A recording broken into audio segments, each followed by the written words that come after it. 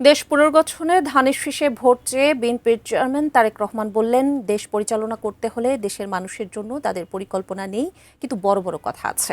রাজনৈতিক প্রতিপক্ষ নিয়ে সমালোচনা করে নয়, জনগণের ভাগ্য বদলের সুস্পষ্ট পরিকল্পনা দিয়েই দেশের উপকার করা সম্ভব বলে মন্তব্য করে বিএনপির চেয়ারম্যান। বলেন, বাংলাদেশ তাদের প্রথম ও শেষ ঠিকানা।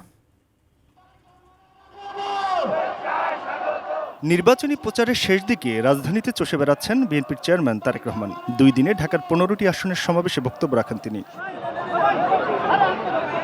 সোমবার সকালে নিজ নির্বাচনী আসন ঢাকা 17-এর বনানীতে কামাল আত্মাতুক এভিনিউ মাঠে সমাবেশে যোগ দেন ধানের শীষের প্রার্থী তারেক রহমান। এই সমাবেশে দাঁড়িয়ে তারেক রহমানকে সমর্থন দিয়ে আরেক প্রার্থী কাজী এনায়েতুল্লাহ নিজের প্রার্থিতা প্রত্যাহারের ঘোষণা দেন। আমি বুঝি নির্মাণের শিল্প, সালাম স্টিল বোঝে ডিউরেবিলিটি। সালাম স্টিল, মোস্ট ডিউরেবল স্টিল। সমাবেশে তারেক রহমান নারী, কৃষক, তরুণ ও ধর্মীয় নেতাদের অর্থনৈতিক স্বাবলম্বীকরণ এবং কর্মসংস্থানের মাধ্যমে রাষ্ট্র পুনর্গঠনের বিস্তারিত পরিকল্পনা তুলে ধরেন। বিএনপি একমাত্র রাজনৈতিক দল যার সেই পরিকল্পনা, যার সেই কর্মসূচি, যার সেই অভিজ্ঞতা আছে। কাজে এই বিএনপিকে আপনার সুযোগ দিন, ইনশাআল্লাহ বিএনপি আপনাদেরকে সাথে নিয়ে আগামী দিনে দেশ গঠন করবে।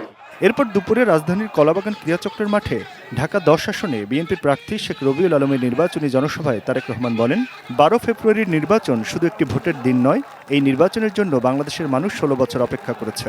এই নির্বাচনে ভোট দেওয়ার মাধ্যমে যেরকম ভাবে বাংলাদেশের মানুষ তার রাজনৈতিক অধিকার প্রতিষ্ঠিত করবে, কিন্তু শুধু রাজনৈতিক অধিকার না, এই নির্বাচন হতে হবে দেশ গঠনের নির্বাচন। এই নির্বাচন হতে হবে বাংলাদেশের মানুষের ভাগ্য পরিবর্তনের নির্বাচন।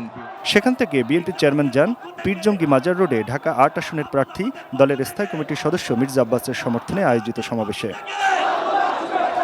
এ সময় বিএনপির চেয়ারম্যান বলেন, মঞ্চে দাঁড়িয়ে অনেকেই বড় বড় কথা বলতে পারেন, হাততালি পাওয়ার জন্য অনেকেই সুন্দর কথা বলেন, কিন্তু দেশ চালানো এত সহজ কোনো কাজ নয়।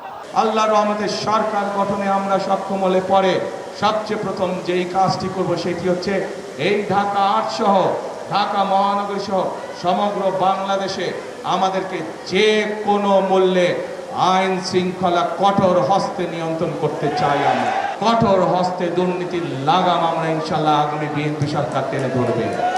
অর্থাৎ দুর্নীতি এবং আইন শৃঙ্খলা এটির সাথে কোনো কম্প্রোমাইজ নেই।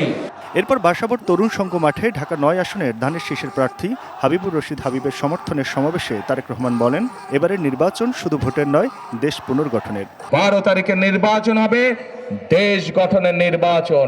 12 তারিখে নির্বাচন হবে মানুষের ভাগ্য পরিবর্তনের নির্বাচন। 12 তারিখে নির্বাচন হবে দেশের ভাগ্য পরিবর্তনের নির্বাচন। Aminul Islam, ATN news, Dhaka.